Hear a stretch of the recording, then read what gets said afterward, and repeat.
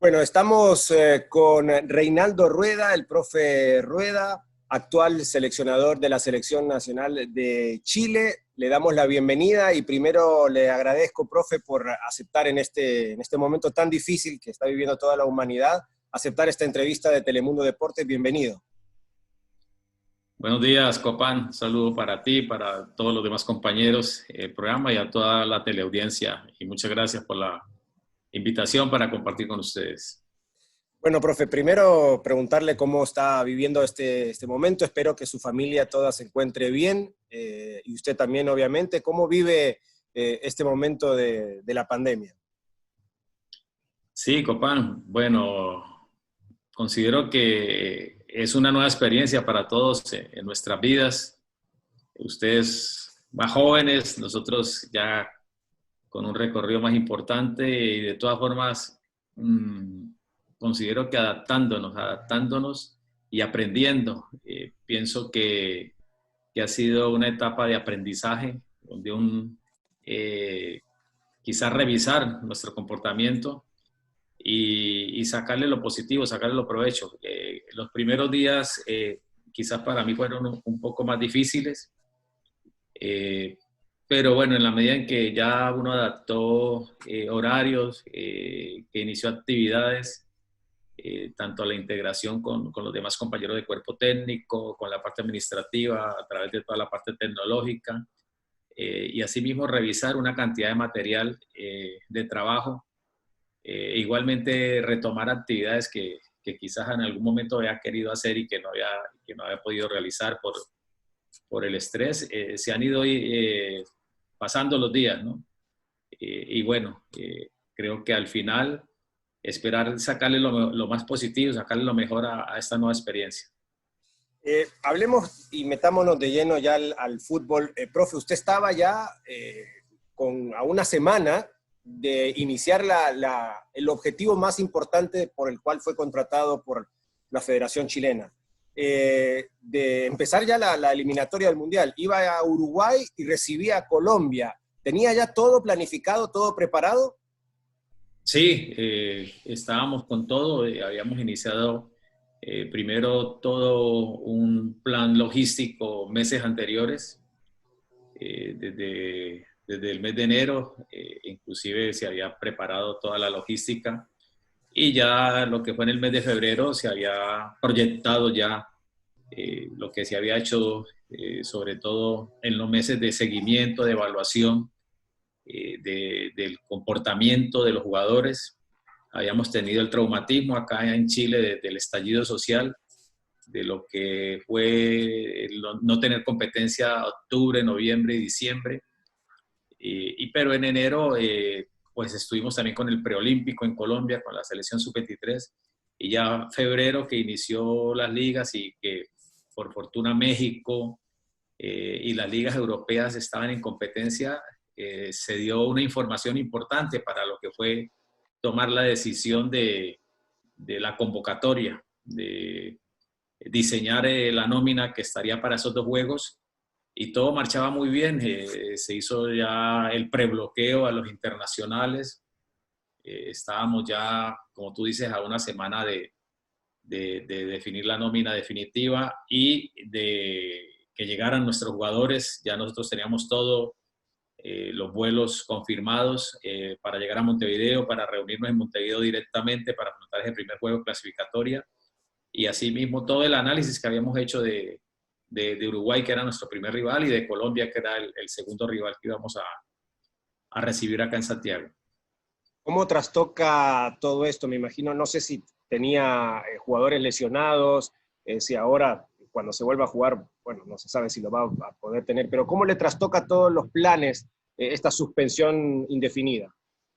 Indudablemente que se alteró todo, prácticamente que es como, ¿cómo se dice? Resetear o volver a empezar cuando empiecen las ligas, cuando empiece prácticamente lo que todos anhelamos, que es el retorno al fútbol, y que la función nuestra como cuerpo técnico de una selección nacional tenga su objetivo, tenga su espíritu de hacer ese trabajo.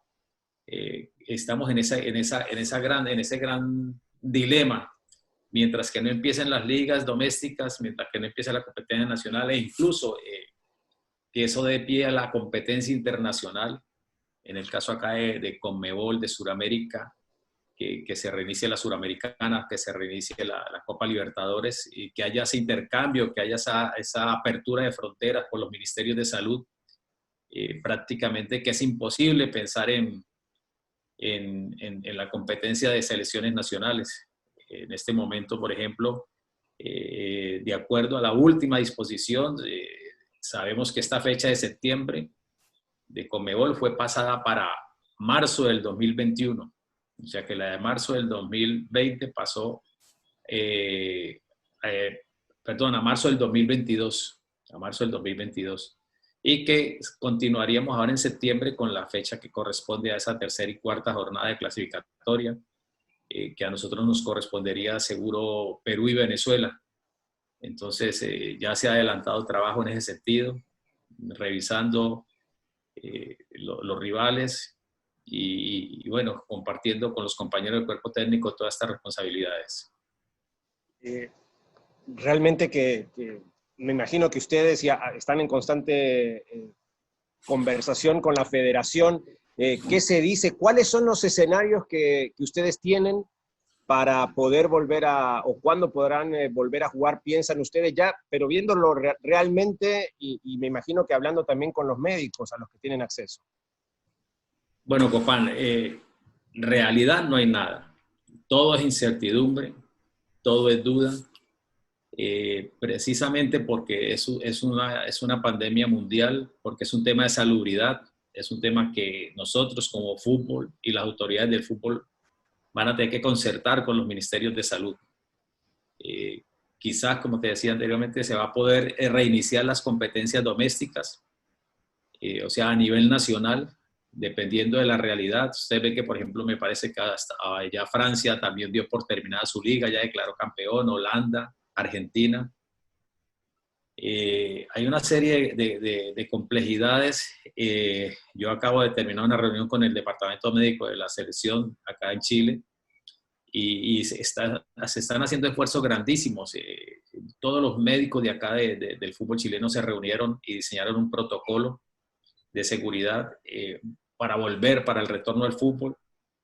La intención es volver, pero mientras que el Ministerio de Salud no dé el visto bueno, va a ser imposible volver a la Liga Nacional. Y si no se vuelve a la Liga Nacional, y conscientes de que Sudamérica es un continente que tiene realidades muy diferentes, o sea, lo que está viviendo en este momento Brasil, lo que ha vivido Ecuador, es diferente, por ejemplo, a lo que vive Uruguay, a lo que vive Chile, a lo que vive Colombia, y que esta complejidad hace que sea muy difícil proyectar, por ejemplo, a nivel de nosotros, de selección nacional, un inicio de competencia.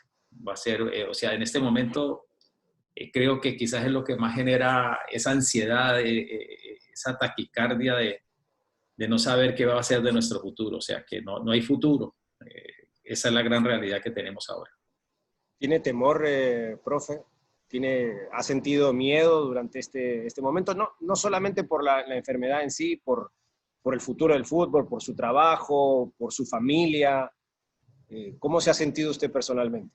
Sí, como te decía, Copán, las primeras noches fueron difíciles, sobre todo las noches. La primera o segunda semana, pienso que no es fácil conciliar el sueño, o quizás cuando se han dormido unas pocas horas y se despierta uno y empieza el cerebro a funcionar, lo que tú dices, ¿no? La complejidad de nosotros estar acá en Santiago, nuestros hijos estar en Canadá. Esa primera semana fue traumática por Juan el menor, que estaba en Estados Unidos estudiando. Tenía que desplazarse o a Colombia o a Chile o a Canadá, donde están las hermanas, tomar esa decisión. Nuestra situación, el proyecto acá de Chile, llevamos, por ejemplo, en el caso mío, que he sido un bendecido de Dios y del fútbol, que llevo casi 40 años ininterrumpidos, frenar así drásticamente, porque prácticamente, como me dice mi esposa, yo no sé lo que son vacaciones, nunca he estado en vacaciones, porque aún estando en vacaciones he estado conectado con el fútbol. Siempre o por el computador o con videos, con lo que sea, siempre estoy conectado con el fútbol. De modo que estas primeras semanas fueron muy difíciles, sobre todo algunas noches y aún todavía, por todo, ¿no? La familia en Colombia, la familia en Canadá, nosotros acá en Santiago, viviendo realidades muy diferentes todos, de modo que es muy complejo lo que está viviendo la humanidad y de verdad que una experiencia que solamente nos resta como pedirle a Dios que tenga misericordia de nosotros, que nos brinde la posibilidad de salir adelante y que ojalá nos haga mejores seres humanos y que podamos valorar esta experiencia desde el punto de vista positivo. Volviendo al fútbol, profe, me imagino que ha tenido tiempo, bueno, siempre quizás lo tiene, pero más tiempo aún, de evaluar su desempeño como seleccionador de Chile. ¿Qué es lo que ha pensado? ¿Qué es lo que se ha hecho bien y qué es lo que hay que corregir en estos años que ha estado al frente de la selección chilena? Bueno, ha sido un proceso totalmente diferente. Creo que, por ejemplo, tú fuiste testigo de nuestra segunda experiencia internacional después de Colombia, lo que vimos en Honduras, con una selección muy madura, una selección que había vivido ya varios procesos, con el profesor Ramón Maradiaga, con el profesor José de la Paz Herrera, con varios entrenadores que habían hecho sus aportes al fútbol hondureño. Y nos encontramos con una realidad que hicimos un diagnóstico y que nos brindó la posibilidad de ir incluyendo cambios progresivamente. Después fuimos a Ecuador y nos encontramos con otra realidad. Y así, creo que cada cultura nos ha ido enseñando. Nosotros como cuerpo técnico hemos ido aprendiendo. No es lo mismo competir en San Pedro Sula que competir en los 2.850 metros de Quito.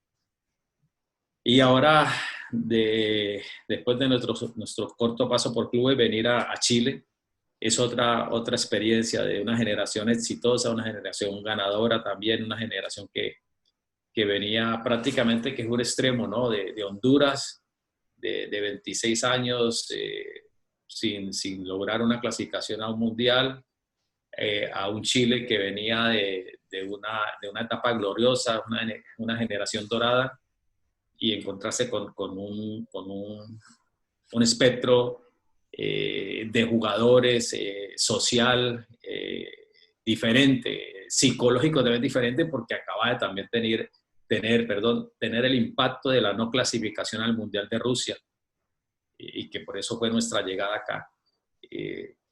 Un diagnóstico importante, un aprendizaje, encontrarnos con un grupo de jugadores excelentes, con una gran cultura táctica.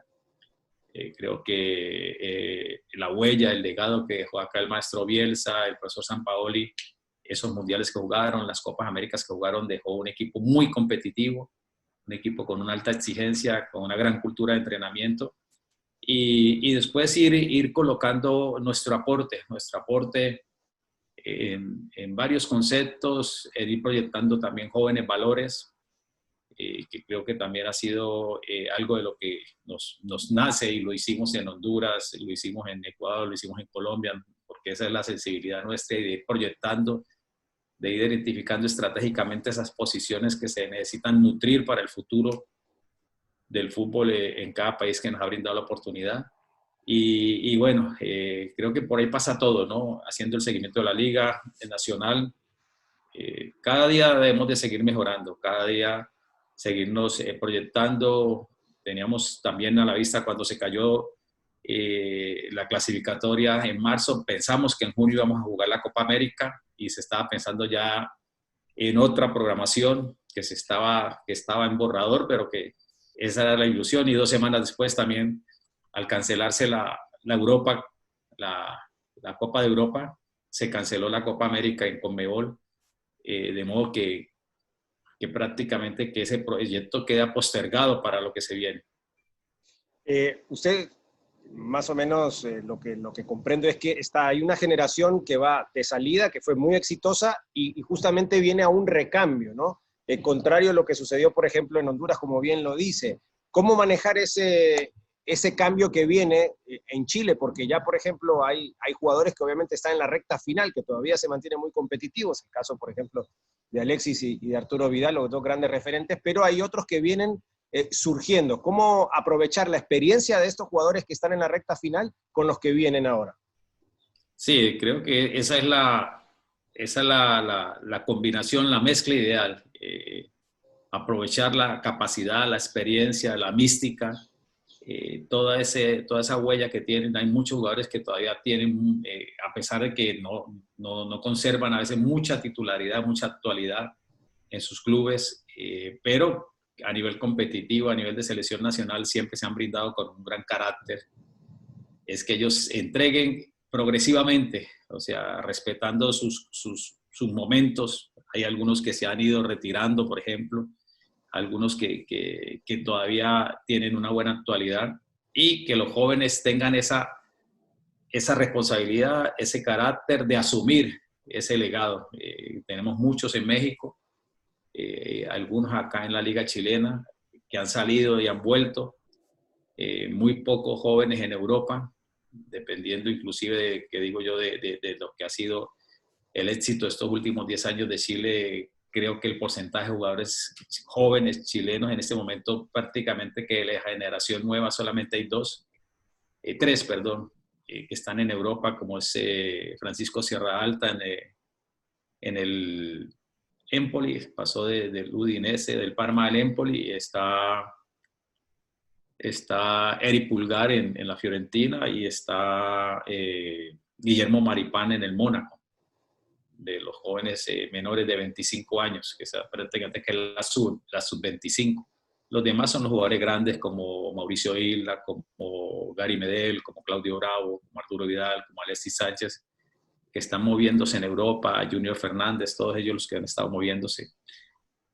De modo que esa es la tarea, como lo que al final se dio también en Honduras, por todas las circunstancias, ¿no? Tú te acuerdas que Ramón Núñez, que Emil Luis Aguirre, que Johnny Palacios, que Eric Morales, todos estos jóvenes en su momento se fueron proyectando. El Henry Thomas en su momento, de esa selección sub-23 que clasificó a los Olímpicos de Beijing, también sirvió de soporte. Y ese trabajo que hicimos en la Copa América, en la Copa de Oro del 2009, con esta selección de Honduras, y que al final sirvió para la clasificación, y para que incluso algunos de ellos estuvieron en el Mundial de Sudáfrica. Ha sido un, creo, o por lo menos por lo que hemos visto nosotros en la prensa, ha sido duro, ¿no? No ha sido fácil para usted en Chile. ¿A qué se debe? ¿Qué de diferente ve, contrario, por ejemplo, con el aficionado y la prensa en Colombia, en Honduras, o cuando dirigió algunos clubes? ¿Qué dificultades ha visto en Chile en estos 2 años? Bueno, yo pienso que llegué en un momento crucial, en un momento traumático, neurálgico, porque prácticamente que llegué en enero, a 3 meses del golpe tan fuerte de la no clasificación, donde hay un escepticismo, una incredulidad, y estaba esas dos fracciones, ¿no? Una que prácticamente lo que pasa por la pasión del fútbol, ¿no? De considerar que estos jugadores ya no iban a lograr más, y buscar el relevo drástico que no existe en ninguna parte del mundo. Ni siquiera las potencias del fútbol o los países que tienen superpoblación de habitantes y equipos federados por miles pueden hacer ese relevo generacional, y buscar que se recobrara esa confianza, que se recobrara esa credibilidad en la selección, esos primeros partidos amistosos, hasta llegar a una Copa América difícil el año pasado, por un mes antes de la Copa América, de mucha tensión, de mucho estrés por todo lo que significaba el no identificar, el querer o no creer en la participación nuestra en la Copa América en Brasil. Y creo que se hizo un buen trabajo, que la selección demostró que tiene competitividad, y donde se fue haciendo esa mezcla de jugadores como Óscar Opazo, como Pablo Díaz, como el mismo Eri Pulgar, como el mismo Guillermo Maripán, varios de estos jóvenes que se fueron compenetrando ya y involucrándose con la competencia de élite como es una Copa América. Esto de la Copa América en medio de las eliminatorias, usted lo mencionaba, lo tenía en borrador. ¿Complica al técnico realmente? ¿Es una piedra en el camino más que un beneficio? ¿O le ayuda para probar jugadores, digamos, que usted cree que pueden dar el ancho en la eliminatoria y quizás no lo quiera arriesgar en un partido eliminatorio? Sí, todos estos torneos son importantísimos. Incluso, que fue el análisis que yo hice para Sudamérica, este tema de la pandemia y el aplazamiento de la Eurocopa trajo como consecuencia la cancelación de la Copa América. Y creo que fue la decisión más coherente, primero por el tema de salubridad, por el tema de que es imposible haber hecho una Copa América ahora en el mes de entre junio y julio, y más en dos países diferentes como Argentina y Colombia, con diferencias horarias, con diferencias de temperatura, mientras que nosotros estaríamos acá ya entrando al invierno o en el invierno, ir a competir a Colombia, pero que era muy, muy traumático para los jugadores suramericanos. Muy traumático, ¿por qué? Porque el año pasado, cuando nosotros estábamos en la Copa América en Brasil en el 2019, todas las selecciones europeas estaban en vacaciones. Todos los entrenadores europeos, los directivos europeos, todos los administradores, los jugadores europeos, todos los cuerpos técnicos estaban en vacaciones. O sea que ellos iban a hacer este año 2020 una Eurocopa, pero habiendo tenido un proceso de regeneración mental, sobre todo, que es lo que más afecta al fútbol en el estrés de la competencia, y para los jugadores de élite que compiten en 2 o 3 frentes, por ejemplo, los de España, con el Barcelona, con el Madrid, la Juve, que juegan la Copa del Rey, que juegan la Liga, que juegan la Champions, y juegan sus selecciones nacionales, y donde tenemos involucrado mucho talento suramericano. Entonces, para ellos estuvieron en vacaciones, pero los nuestros no. El Suárez, el Cavani, el Messi, el Arturo Vidal, el Alexis, el Mauricio Isla, ellos no hicieron vacaciones, ellos terminaron con sus clubes, vinieron a la Copa América, no hicieron vacaciones completas, no hicieron pretemporadas completas e iniciaron esta nueva temporada. Entonces, y ahora nos tocaba jugar otra Copa América en el 2020, donde se acumulaba la del 2019, la del 2020, para llegar en el 2021 a definir clasificaciones al Mundial. Y ahí es donde nosotros hemos tenido la gran desventaja frente a Europa, y que lo está viviendo mucho Centroamérica también, con el éxodo de nuestros jugadores a jugar en los grandes clubes de Europa. De modo que dentro de todo lo malo de esta pandemia, de todo lo negativo de esta pandemia, para el fútbol suramericano, así se puede interpretar que esta pausa sirve para que el próximo año, con la bendición de Dios, que tengamos tanto Eurocopa como Copa América simultánea, donde la diferencia para el tema de la televisión va a ser las horas, y para que las podamos disfrutar todos, estemos igualados. Estemos igualados en el 2021 para resolver en el 2022, en el primer semestre del 2022, la clasificatoria al Mundial. Pero que nuestros jugadores obligatoriamente hemos hecho, o vamos a tener que hacer ahora una pausa. De modo que esos torneos sirven para eso, ¿no?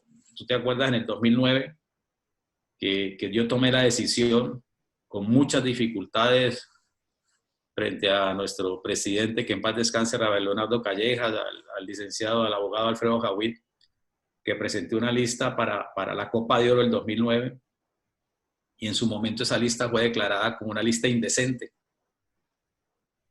Una lista indecente por parte de la Copa de Oro y de CONCACAF, de Chuck Blazer y de toda la gente del fútbol de Estados Unidos, porque no, en esa Copa de Oro no fue ni Pavón, no fue ni Amado, no fue David Suazo, no fue Rambo de León, no fue Samuel Caballero, no fueron los grandes, sino que fuimos con una sub-25, una sub-23, y donde muchos de ellos tuvieron, quizás solamente creo que estuvieron en esa selección Carlo Costri, que venía sin jugar en Polonia, y el Peri Martínez, que en paz descanse, que también de los grandes, pero casi todos los grandes ni Mauricio Savillón, ni muchos de ellos no estuvieron en esa copa. ¿Por qué? Porque pensé que en el remate íbamos a necesitarlos a ellos descansados y bueno, por fortuna se dio y ustedes vieron que, por ejemplo, Costa Rica, que había hecho 15 de 15 en esa primera vuelta, en la segunda vuelta Costa Rica llevó todo ese equipo estelar a Estados Unidos. Me parece que llegó a jugar la final, Sí. pero después en la clasificatoria en la segunda fase de la Copa de Oro tuvo dificultades, mientras que Honduras creo que mantuvo o hizo un buen comportamiento que al final nos brindó la posibilidad de estar muy cerca de la clasificación. ¿Usted cree que esta suspensión le va a beneficiar este descanso que yo creo que nunca habían tenido los jugadores, ni siquiera en las vacaciones? Porque muchas veces, como dicen, uno vuelve más cansado de las vacaciones, ¿no? Me imagino que a muchos jugadores les pasa lo mismo, quieren salir, quieren tomar sol, quieren estar con su familia, con sus amigos, muchas cosas que quizás no hace descansar el cuerpo lo que necesita un jugador de máximo nivel. ¿Usted cree que esto le puede beneficiar? ¿Lo ha hablado con sus médicos, con su preparador físico, al jugador de aquí a lo que viene? ¿Este descanso? Es muy complejo porque este confinamiento y esta pausa genera otros daños, genera otros tipos de patologías, ¿no? Como hemos visto, la ansiedad, la depresión, el tema de la violencia intrafamiliar. Todos los del fútbol hemos estado acostumbrados siempre a estar al aire libre, estar en la cancha, esa adrenalina y ustedes ven ya toda la problemática que se ha presentado ya en el fútbol de suicidios de jóvenes, de temas con jugadores que han estado en problemas con sus parejas, los que no han tenido una asesoría, un acompañamiento de sus clubes. Hay clubes muy bien estructurados, con una gran logística, donde a sus jugadores les han tenido una dinámica de entrenamiento en las mañanas, en el aspecto de mantener o hacer un básico de acondicionamiento. En las tardes, algunas tardes, no todos los días, 2 o 3 veces a la semana, trabajos tácticos virtuales con su entrenador, trabajos de análisis de partidos, estar en el fútbol.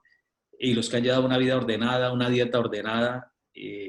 Acá se dio un caso, por ejemplo, hace 72 horas de 2 jugadores que cometieron una infracción y hubo un muerto, se accidentaron en estado de alicoramiento y pereció un motociclista. Todo va a pasar por el profesionalismo de cada jugador, por el acompañamiento, el cuidado que haya hecho cada club.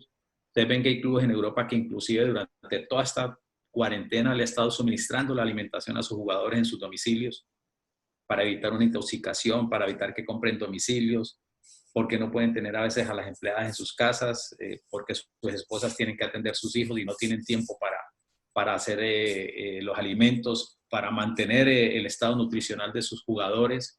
O sea que hay clubes que aparte del entrenamiento les han dado la nutrición, hay otros clubes que ni siquiera ni el entrenamiento, ni la nutrición, ni el acompañamiento social, ni el aporte psicológico. No se puede decir algo cerrado porque es tan plural, tan diverso el tema del fútbol. Cada club son realidades diferentes, de modo que todo va a pasar por el liderazgo, por la parte administrativa de cada club, y creo que es reiniciarnos de nuevo, ¿no? Profe, recordemos un poco lo que ha sido su carrera. Recuerdo, bueno, en Colombia que usted lo agarra a Colombia con un solo punto en esa eliminatoria y después estuvo hasta la última jornada con la posibilidad de clasificar. ¿Se ha quedado, o tiene seguramente la esperanza o la espinita de volver a dirigir a Colombia después de ese, digamos, ese paso como tan repentino en el inicio de su carrera? Bueno, Copán es un tema que siempre se ha hablado, ¿no? Inclusive después de nuestro regreso de Honduras, siempre ha estado latente, y después con todo nuestro caminar en el fútbol. Es algo que ha estado, pero que hasta ahora no han coincidido los tiempos. Hasta ahora quizás el deseo de parte de la afición, de un alto porcentaje del periodismo colombiano, porque así lo demuestra la gente, y ahora que estuvimos compartiendo que prácticamente yo hacía casi que no sé cuántos años no estaba así con la gente de Colombia como lo vivimos este año en el preolímpico. El afecto y la gratitud por todo lo que hicimos, tanto en las selecciones juveniles de Colombia como en la selección adulta. Colombia ha hecho un buen proceso, ha logrado muy buenos resultados con el profesor Peckerman, ahora con el profesor Queiroz, y solamente que Dios nos dé salud y nos dé vida quizás para terminar, cumplir con esta meta con el fútbol chileno, y bueno, ya quizás eso se podrá resolver en un futuro. Profe, escuchando la entrevista muy buena, Copán le preguntó que usted soñaba otra vez volver a dirigir a Colombia. Yo le tengo el secreto para que usted sea campeón de América y campeón del mundo. Ahí está el secreto. Es que estos muchachos me molestan, que yo me acomodo al que anda Sí, bien y todo. Buen jugador ese de armador, ese Copán. Hay que mostrársela a Juan Carlos Pineda, Copán. Usted sabe que en Honduras es muy querido, la gente todavía lo recuerda, a pesar de que, bueno, ya pasaron increíblemente una década, ¿no? Pero, aunque no parece, pero siempre está latente. Sé que hace muy poco la gente en Honduras estuvo reviviendo todos esos partidos de la Copa Mundial, de la eliminatoria. ¿Qué recuerdos le vienen a la mente? ¿Cuál fue su mejor partido en esa eliminatoria? ¿Y cuál es un partido que usted quiere olvidar? Bueno, Copán, ya me hiciste emocionar. Siempre que me hablan de Honduras, de verdad que fueron casi que 3 años y medio fantásticos, y de un gran recuerdo por lo que significó el logro de la meta, por la calidez del pueblo hondureño, todo lo que vivimos con los amigos que hicimos, las familias, amigas que estuvieron muy cerca de nosotros, todo el tratamiento que nos brindaron ustedes. Y creo que siempre la gratitud y el afecto y los mejores deseos para Honduras en todo, ¿no? En lo social, en la parte futbolística. Es el mejor deseo de todos nosotros como cuerpo técnico, porque aprendimos mucho como cuerpo técnico, como familia, nuestra experiencia hacia a nivel internacional con todos nosotros, con nuestras familias, y seguro que fueron años muy bonitos. Creo que hay partidos memorables, ¿no? Hay ese partido del 12 de agosto, para mí es imborrable, ese partido del 12 de agosto cuando le ganamos a Costa Rica, con todo lo que significó. Fue determinante, y por toda la parte social que estaba viviendo el país, ver cómo las familias se abrazaban, cómo los amigos se abrazaban, que prácticamente no habíamos logrado la clasificación, pero que era un paso importante, y sobre todo que era como un paliativo en ese momento por todo lo que estábamos viviendo, por el cambio de gobierno, la transición esa que estaba, el golpe de Estado, el tema de la resistencia, el tema de todo lo que estaba viviendo, y todavía nos quedaba mucho camino por recorrer. Creo que ese partido y después el final, ¿no? El final en el Cuscatlán, que en estos días lo hemos revivido, que lo pasó el fútbol hondureño, que nosotros lo hemos visto acá, y que me han mandado los compactos de los videos. Esos últimos 20 segundos son de verdad que emotivos, súper emotivos, y después ver las declaraciones de los muchachos, de los jugadores. En estos días escuchar a Carlos Alberto también, a Pavón, y siempre el contacto con ellos, con Maynor, con Amado, con Emilio, con todos esos muchachos, de verdad que es muy, muy, muy gratificante. Sobre todo eso que se edificó un grupo humano especialísimo, un grupo humano con un gran respeto por la bandera, por la camiseta de Honduras, por el trabajo, hombres muy grandes, hombres que nos respetaron mucho, como David, como el mismo Julio César, con todas las dificultades, que seguro nos enseñó mucho. Julio César nos enseñó mucho. Creo que cada selección ha sido un capítulo importante en nuestras vidas. Sí, hablando, bueno, ahora que menciona Rambo, uno ve las entrevistas y todo y dice, si Rambo hubiese sido un poquito más, como más concentrado y enfocado, hubiese sido, bueno, ya, fue un crack, ¿no? Pero todavía mejor, ¿no? Y siempre usted me lo decía, recuerdo cuando nos tocaba acompañarlos con la selección en las diferentes concentraciones, siempre me mencionaba eso, que el talento de Rambo quizás hubiese podido ser todavía mayor, ¿no? Sí, lo de Julio es extraordinario. O sea, uno revisa los goles, los que nos hizo, porque también fue rival nuestro cuando estábamos con Colombia, los que hizo con nosotros, todo lo que compartimos con él. Es una pena lo que pasó esa noche antes del juego con Chile en Nelsbury, haber perdido a Julio, porque prácticamente que perdimos todo el poder ofensivo, ¿no? Carlos Costri lo perdemos en el mes de mayo. Carlos Alberto estaba sufriendo mucho con un problema lumbar. Julio lo perdemos la noche anterior al juego con Chile en Nelsbury. Y que ahí estaba la cuota ofensiva de Honduras. Pero ese carácter y esa personalidad y esa nobleza de Julio, a uno como ser humano, a uno como entrenador le enseña mucho también. Le enseña mucho porque yo creo que en cada equipo de fútbol hay Julio César de León. En todas las culturas futbolísticas, en cada equipo de fútbol hay un Julio César de León. Y eso es de lo que comparto con el profesor Velasco y con todos. Hay esos rasgos de personalidad, son muy normales en esos jugadores que son fuera de serie, que son de otro lote, y que los grupos los aprenden a valorar y a querer, como lo decía en estos días Carlos Alberto, me parece en una entrevista que le hicieron, de lo que era Julio como compañero, y que ellos aprendieron a tolerarlo, a saber que nos necesitábamos. Y lo mismo que me pasó a mí, ¿no? Cuando quizás tomé una decisión y después Reinaldo Rueda, el entrenador, tomó una decisión, pero después Reinaldo Rueda, el profesor, se dio cuenta que su verdadera misión era formar, educar y como casi que, pues no digo, sí, como dar ese mensaje, y por eso volvió Julio a la selección, ¿no? De modo que creo que han sido experiencias muy enriquecedoras. Profe, usted lo mencionó y creo que todos coincidimos. Hay gente que lo ve más de afuera o como aficionado, pero bueno, los que estábamos constantemente cerca de la selección, nos dimos cuenta que en ese Mundial de Sudáfrica, y lo veo por algunos gestos suyos y por eso se lo pregunto, ¿no? Llegó lesionado Pavón, Rambo, Dani también creo, Amado no estaba en su mejor momento, David Suazo llegó y se esforzó para poder jugar. Bien. O sea, si ese equipo, Carlos Costri, que también se lesionó un mes antes, si ese equipo llegaba en su plenitud, ¿cómo hubiese sido ese Mundial para Honduras?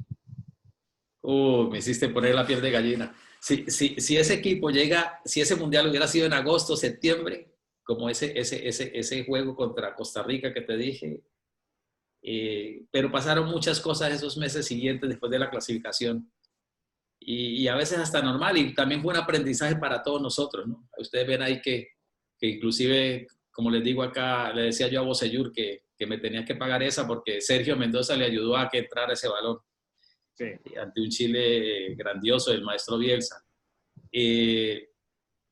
Yo pienso que tuvimos mala fortuna, porque sí, coincidieron. Tú me hiciste acordar ahora a Dani Turcios, que lo lesionó el mismo Emilio Izaguirre del clásico Olimpia Motagua, que le cayó encima y le hizo distensión de ligamento. Perdí a Dani, que también era otro. Y lo de David, que David era muy incierto, y David sufrió mucho con esa rodilla. Había que manejarlo cometimos errores también nosotros en ese afán de querer hacer las cosas bien. También aprendimos porque ahí vimos, por ejemplo, el caso de esa concentración tan larga, porque algunos jugadores no venían compitiendo, algunos jugadores venían sin jugar en sus equipos, y nosotros en ese afán de buscarle ritmo para que llegaran al Mundial, hicimos una concentración muy larga, hicimos una concentración, ahí aparece mi hijo en ese juego contra España en el video de FIFA, hicimos una concentración que incluyó Estados Unidos, incluyó Alemania, incluyó Austria, hasta llegar a Sudáfrica. Y fueron muy valientes, muy nobles, con todas las dificultades que tuvimos, con todo el desgaste que generan tantos días. Prácticamente que ahí hicimos otro curso de confinamiento antes de porque fueron muchos días, y eso nos enseñó que es muy difícil, y más para nuestros jugadores latinos, el estar lejos de su casa, lejos de su comida, lejos de su familia, de sus culturas, de sus costumbres, pero lo hicimos de buena fe, buscando lo mejor para la selección, y bueno, creo que fue otro aprendizaje que nos dejó esa preparación al Mundial, porque buscando esos partidos de preparación, buscando que los jugadores se recuperaran, cuidarlos, creo que se hizo una presentación decorosa después de una selección con todas las dificultades y una generación que venía con tantos años de sufrimiento. Al final creo que una gran lección para todos nosotros. Ahí veíamos el partido con España. España venía de perder en el debut frente a Suiza y era un partido de realmente muy complicado, ¿no? Para la selección española. Se le vio nervioso, fue un partido que Honduras lo planteó bien y le jugó por momentos de igual a igual a la futura campeona del mundo. Sí, era un partido trascendental porque después de nosotros haber perdido nuestro primer juego con Chile, por esa mínima diferencia, se conservaba la ilusión de pasar y bueno, enfrentábamos a una España que venía con mucha presión, porque a pesar de ser el campeón de Europa, había perdido con Suiza, pero no podíamos hacer el juego que hizo Suiza y queríamos hacer un juego a veces por minutos, buscando aprovechar esa dificultad que tenía España, conscientes del gran momento y de la calidad de esos jugadores que tenía España en ese momento. Quizás tú recuerdas que, por ejemplo, el Peri Martínez, que lo incluí, quiso hacer su partido aparte, y bueno, todo lo que significa, lo que al final eso nos dejó también un mensaje, ¿no? Estos jóvenes y todo este fútbol hondureño que en el 82, cuando transmiten para Honduras el Mundial de España 82, el famoso equipo del profe Paradiaga, de Celaya, de Arzú, de todos estos grandes hombres que clasificaron, de Bulnes, de todos los que clasificaron al Mundial de España 82, estos muchachos desde ahí empezaron a idolatrar a la Liga Española. Y ustedes ven que hay muchos jugadores hondureños que respetaron o miraron mucho a España, inconscientemente, pero producto de toda esa parte social que es difícil de aislar. Pero sí es un partido decoroso y al final después se termina con mucha dignidad frente a Suiza. En un empate que lo de Georgie Welcome, lo de Edgar Álvarez, o sea, fue el desperdicio de todo lo que frente al arco rival de finalización, porque tuvimos muchas oportunidades. Ellos también tuvieron, Suiza también tuvo.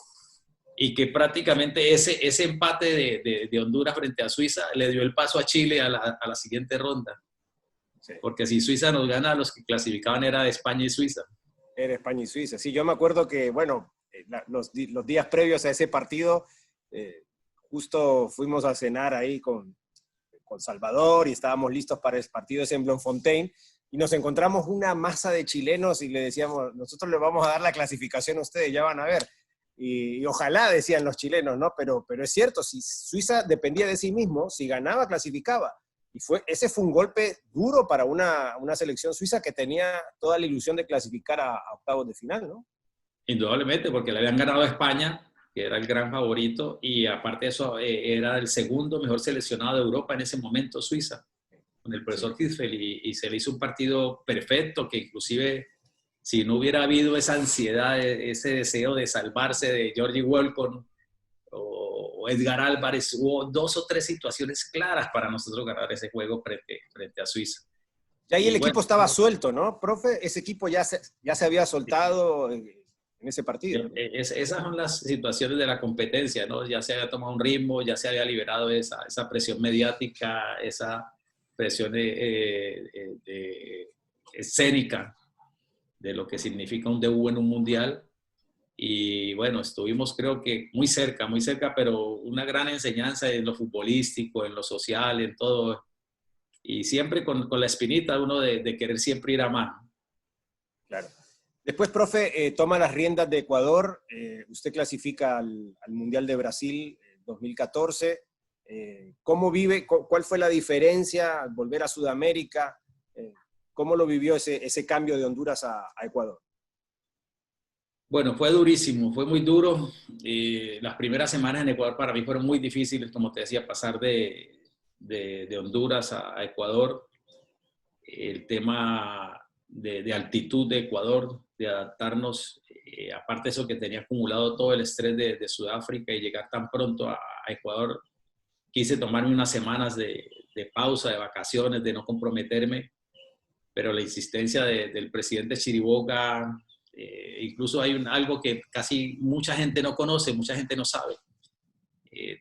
Nosotros nos quedamos unos días en Europa con mi familia después de Sudáfrica y me seguía insistiendo que cerráramos contrato, que me vinculara, pero yo tenía que primero llegar a Honduras y yo no había cerrado la vinculación mía, a pesar de que el contrato ya estaba, prácticamente que el contrato se terminaba con Honduras el día que jugamos con Suiza.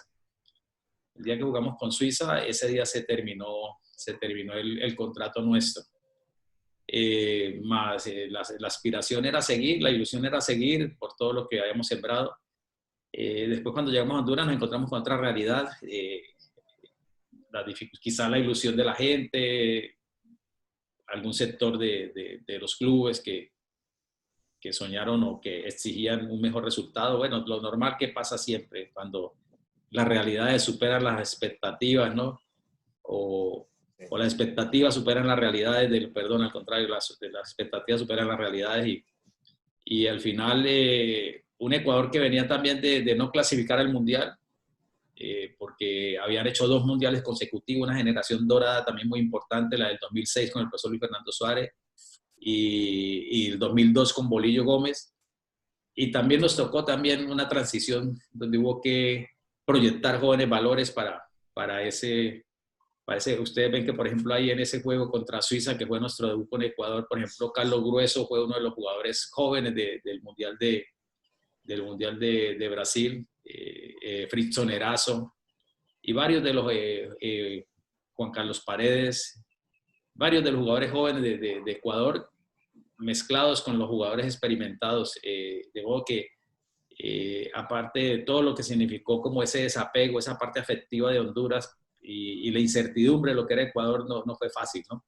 Pero al final cumplimos con la meta, se proyectaron jóvenes como el caso de Ener Valencia, que fue una de las grandes satisfacciones que tuvimos, o sea que casi que en cada línea el caso de Alexander Domínguez, cuando llegamos nosotros a Ecuador, casi que los tres arqueros eran extranjeros, eran nacionalizados, era Marcelo Elizaga, era Javier Klimovich, había otro, no me acuerdo cuál era el otro que estaba de los extranjeros, y proyectar a Alexander Domínguez, a Máximo Banguera, Eric Frickson Erazo en la defensa, Carlos Grueso en la mitad del campo, Ener Valencia en el ataque. También se fueron introduciendo jóvenes y se fue cumpliendo con esa meta.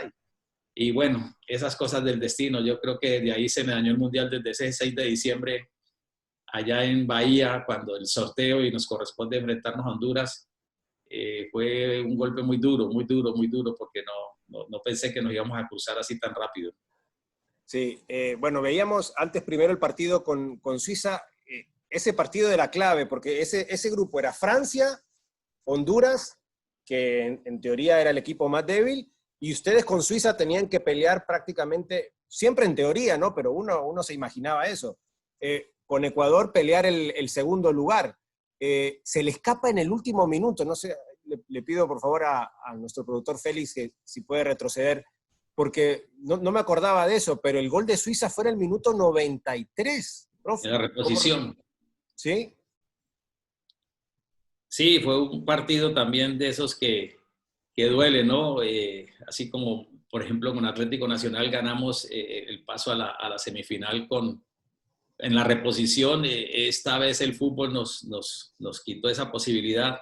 Fue un partido que empezamos ganándole a Suiza y después aprendizaje desde el minuto 1, en los 30 segundos iniciales del segundo tiempo, Suiza nos hace el empate en un tiro de esquina y después en el minuto 94, inclusive ya el profe Alexis Mendoza le había dicho a Juan Carlos Paredes que no pasara más al ataque, y justo este muchacho que es chileno, el lateral izquierdo de Suiza, Rodríguez, es el que inicia la jugada después de que no se puede finalizar la jugada por parte de Antonio Valencia y de Michael Arroyo, que no se finaliza la jugada que hubiéramos podido nosotros ganar ese partido, porque la jugada del gol de Suiza llega de una jugada que no finalizamos nosotros y viene el contraataque, nos cogen jugados, o si no el partido termina 1-1, y prácticamente por estar buscando el triunfo y los cambios que realicé en ese momento era buscando la posibilidad de desequilibrar. Y después tuvimos que jugarnos la vida frente a un Francia que se hizo bien difícil, y ahí uno de los errores graves, ¿no? Quedar con 10 jugadores frente a un Francia que era un equipo también muy competitivo, con jugadores de la liga inglesa, de la Premier, todo lo que eran los jugadores del Arsenal y los jugadores que estaban en España y en la misma liga francesa también de un gran nivel. Y se hizo un partido también muy decoroso, 0-0 con 10 hombres todo el segundo tiempo, porque Antonio Valencia se hizo expulsar. Que también, bueno, yo no te terminé la anécdota de la ida nosotros a Ecuador, ¿no? Nosotros buscando quedarme unos días en Colombia, el ingeniero Chiriboga consiguió un avión privado, una avioneta privada, y llegó a Cali por nosotros como cuerpo técnico.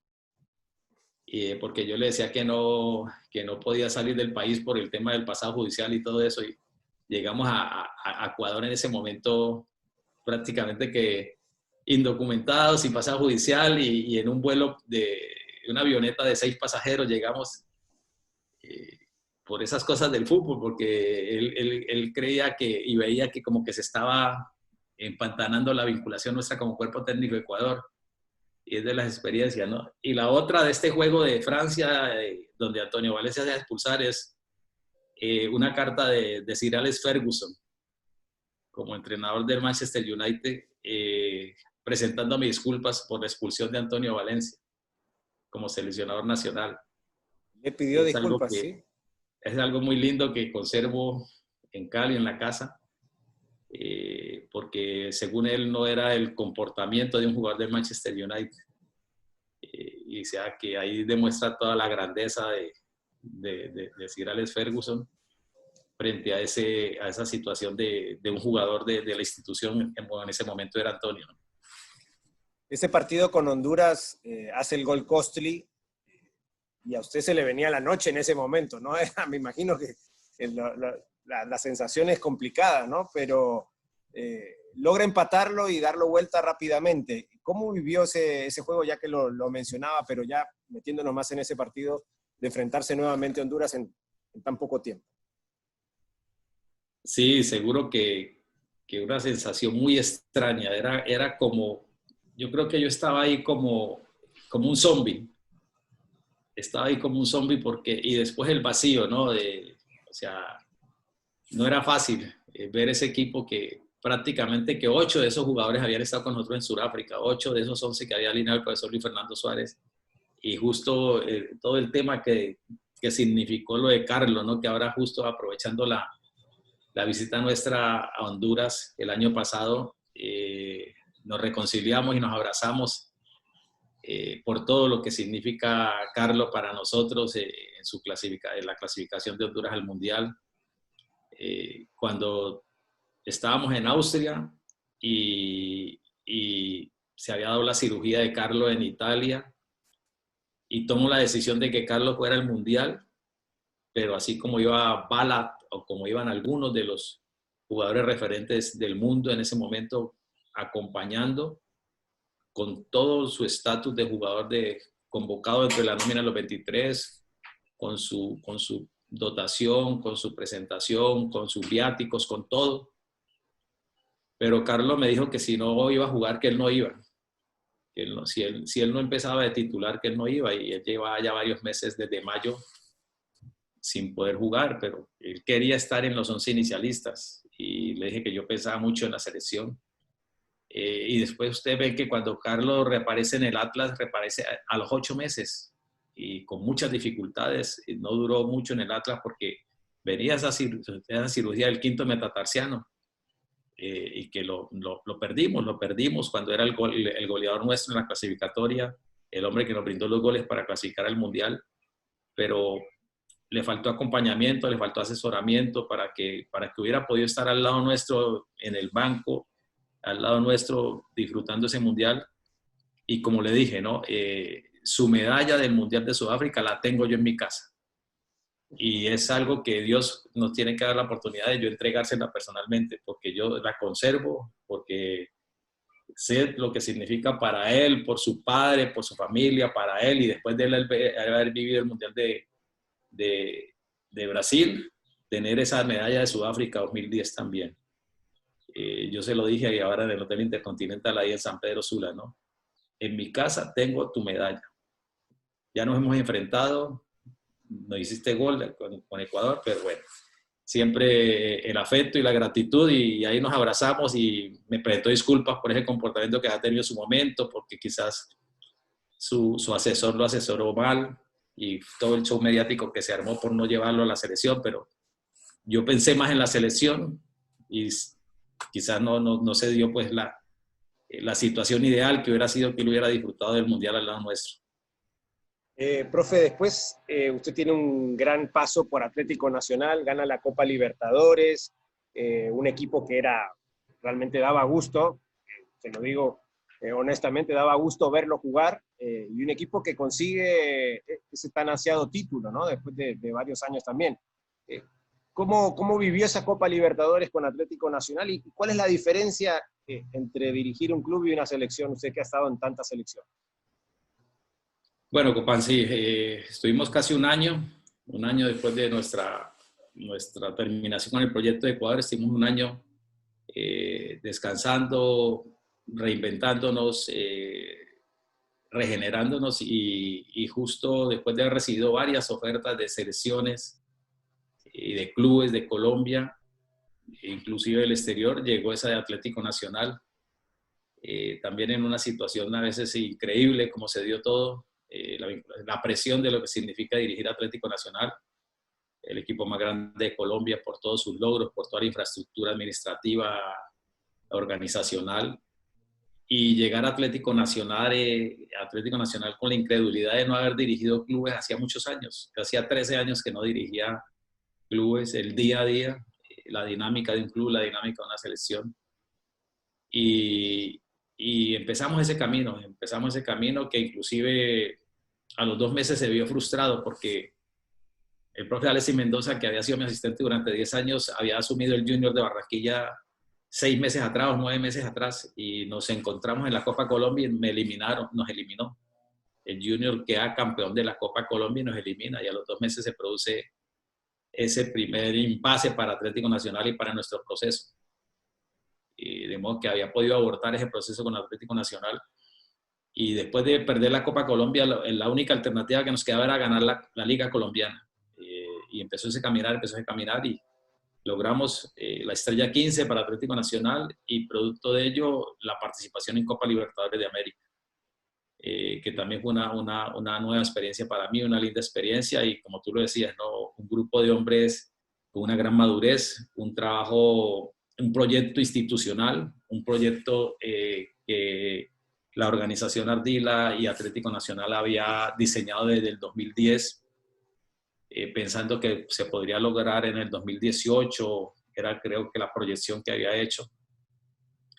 Y un proyecto con varios procesos, ¿no? Donde estuvieron involucrados varios entrenadores que hicieron sus aportes a este diseño de esta nómina. Y nos correspondió a nosotros darle el último toque, el último ajuste, y bueno, y quizás recoger esa siembra, orientar ese proceso, convencer a ese grupo de que era para lograr cosas importantes.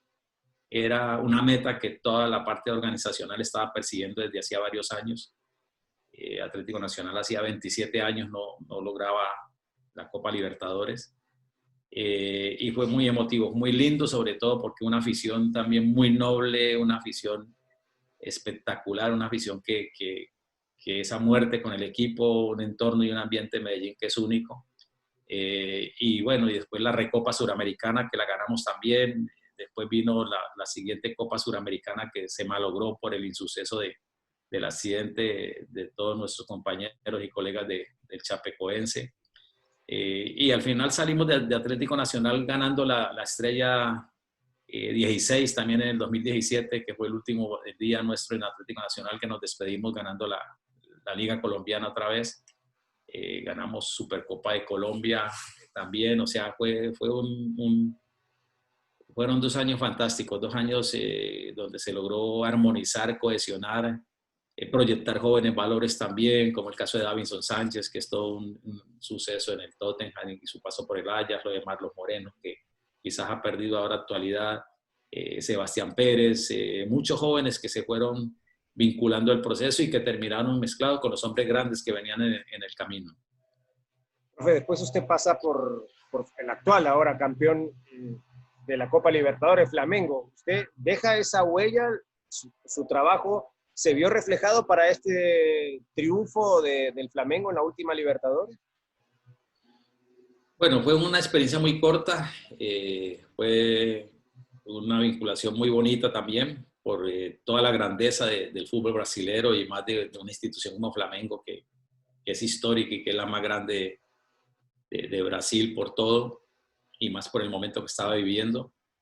Encontrarse con grandes hombres de selección nacional de Brasil como líderes y seguro que también se realizó un lindo trabajo, ¿no? Un lindo trabajo porque hacía 16 años que Flamengo no llegaba a una final de un torneo internacional y logramos llegar a la final de la Suramericana, que la disputamos frente a Independiente de Argentina.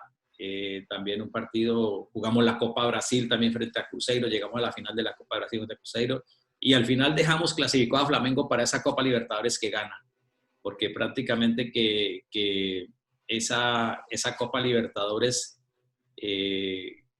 le dio a Flamengo como esa solidez y después vinieron otros cambios y justo la proyección también de jóvenes valores como Viseu, que aparece ahí, como Lucas Paquetá, que también después se proyecta el fútbol internacional en el Milan, y varios de los jugadores que están allí en Flamengo o que se proyectaron al fútbol internacional. Después llega el ofrecimiento y el proyecto de Chile que me sedujo por volver al estatus de selección, que no era fácil dejar a Flamengo por todo lo que significa dirigir en el Maracaná, dirigir a Flamengo con esa pasión del Carioca, con todo lo que significa Flamengo, la experiencia, lo que significa Río como ciudad, como cultura, lo cómodo que estábamos, el reconocimiento de la gente. De verdad que fueron meses muy bonitos y que al final quedamos también con grandes relaciones en el Flamengo y después llegó este ofrecimiento de Chile. ¿Cómo ve usted se tomado en cuenta, digamos, en FIFA para hacer análisis en Copas Mundiales, cuando no le toca dirigir, en grandes eventos deportivos? ¿Cómo ve la evolución del fútbol? ¿En qué ha mejorado? ¿En qué ha cambiado? ¿Cuál es digamos, las cositas que usted nos puede brindar a la gente, ¿no? de la evolución desde su punto de vista como entrenador? Bueno, Copán, creo que el fútbol, como todo el mundo, ha evolucionado y la globalización ahora nos permite todo ese tema, ¿no? Toda esa información que ahora tenemos equipos con un gran conocimiento del juego, producto de todo lo que, por ejemplo, ustedes en la televisión edifican, transmiten y educan a los niños. Cuando uno hace 40 años, cuando uno fue niño, 50 años, quizás el ídolo de uno era el del pueblo o era el de su equipo. Pero ahora los niños crecen con otros ídolos, producto de la comunicación. Y bueno, hay una información que en la medida en que sea asimilada ha ordenado mucho el fútbol y creo que lo ha llevado a una velocidad grandísima, ¿no? Seguro que hay muchas tendencias en el fútbol que han impactado en el mundo. Y todo esto ha originado ese fútbol atractivo, ese fútbol vistoso y que han seguido. Yo creo que la riqueza del fútbol es que nacen talentos en todo el mundo, ¿no? El caso de África es sorprendente y los demás países que tienen esa historia, esa trayectoria del fútbol, tanto en Europa como en Sudamérica. Creo que y el mismo Norteamérica con todo lo que ha crecido, la liga, la MLS con todo lo que ha crecido, lo que ha madurado, México ni se diga que es un mundialista de siempre, en la liga canadiense, que ya lleva un año con un gran suceso también, y así las demás ligas de Centroamérica que con todas las limitantes sociales y políticas, económicas, sobreviven, pero se busca hacer cada día un juego más criterioso, un juego más ordenado, un juego con la capacitación de todos los entrenadores y que también se ha sabido transmitir a los jugadores. Y creo que por ahí va todo, ¿no? Por seguir nosotros cuidando el juego y que seguir estimulando a estos talentos que nacen en todas partes del mundo.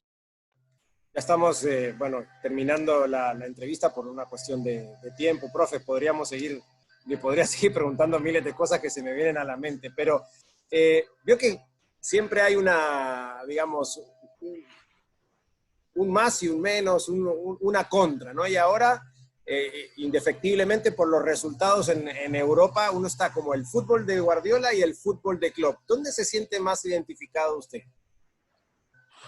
Bueno, compadre, yo te digo que nosotros, por ejemplo, hemos tenido la fortuna, y no sé si tú eres testigo también, creo que desde Selecciones Colombia de menores tenemos una sensibilidad, nosotros desde Colombia tenemos como un ADN y que nos formó como entrenadores, nos formó como lo poco que intentamos jugar, con una sensibilidad por ese fútbol que a veces nos distrae, ¿no? Nosotros, por ejemplo, yo tengo una experiencia cuando estábamos haciendo la licencia y nuestra formación como entrenadores en Alemania, que nos reuníamos todos los miércoles, nos reuníamos los latinos, ¿no? Nos reuníamos los peruanos, los brasileños, los colombianos, el costarricense, todos nos reuníamos a jugar contra los alemanes los miércoles a la 1 de la tarde, ese era el picadito de la semana. Y mientras nosotros hacíamos 20 pases, los alemanes nos hacían 4 goles.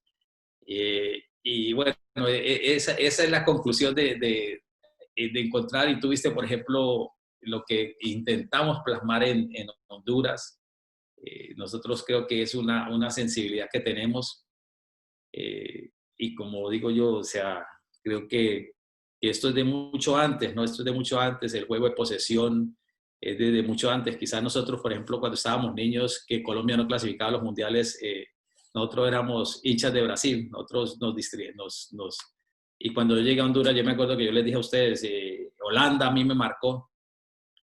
O sea que, por ejemplo, lo de la escuela holandesa, lo que llegó al Barça, lo que implantó Guardiola, que sirvió de base para don Luis Aragonés, para don Vicente del Bosque, y con toda la admiración y todo el respeto y todo el cariño que le tengo a Jürgen, ¿no? Porque Jürgen es inteligente y Jürgen por ahí tengo una experiencia con él también, que fui a visitarlo a Dortmund, y Jürgen es un hombre súper sagaz, súper inteligente, y bueno, me satisfizo mucho, me dio mucha alegría que ganara eso porque se lo merece.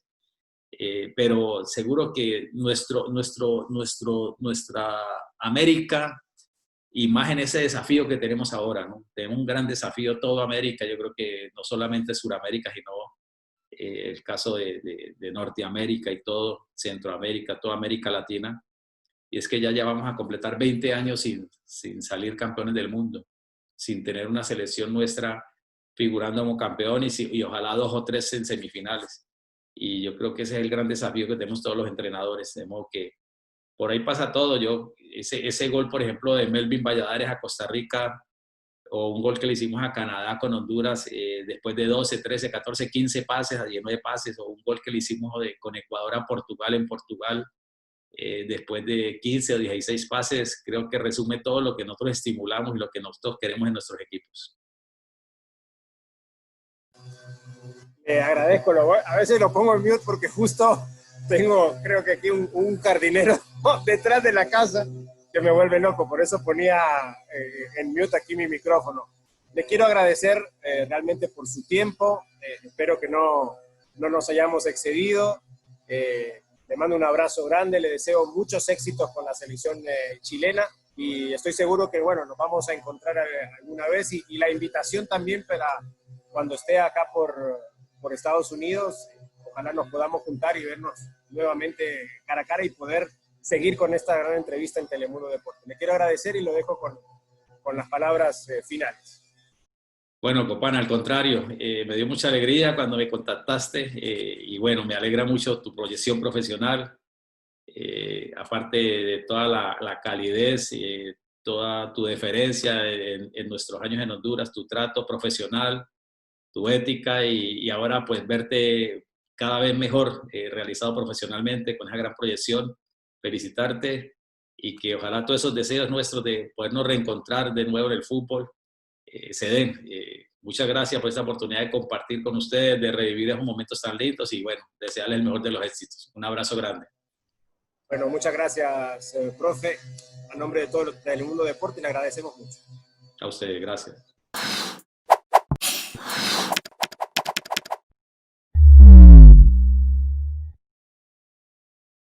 Ya que nos encontraste, no nos pierdas. Suscríbete a nuestro canal de YouTube de Telemundo Deportes.